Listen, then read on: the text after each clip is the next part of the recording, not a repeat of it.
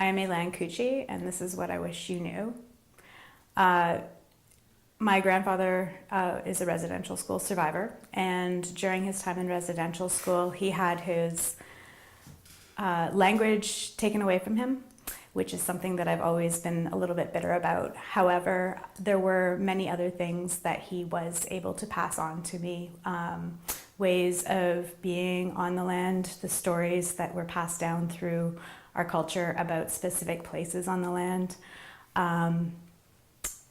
and a lot of woodworking skills and sculpting skills, which I've used in my own practice as an artist.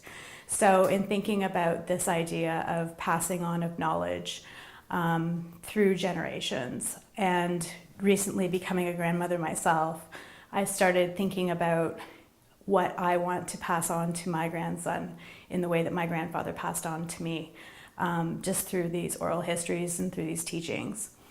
So the tile is representative of 3 second generations. My grandfather represents the canoe because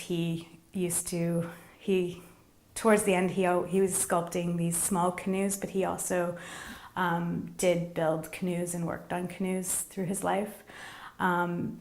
And the hair represents myself, only because I've always sort of identified with the hair as being this sort of sometimes domesticated animal. I don't know, there's a little bit of symbolism there.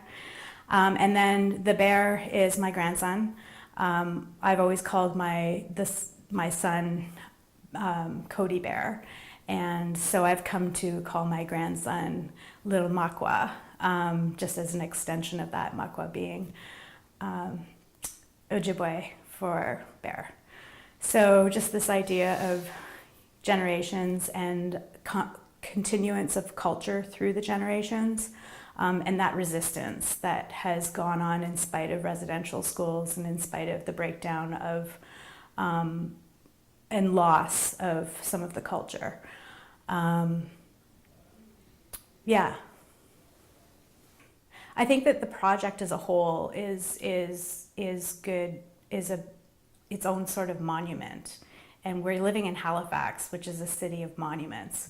So for us to be able to place an Indigenous perspective of monuments within the city that's so, overwhelmed with colonialism, I think that has a lot to, I think the whole project has a lot to say about that.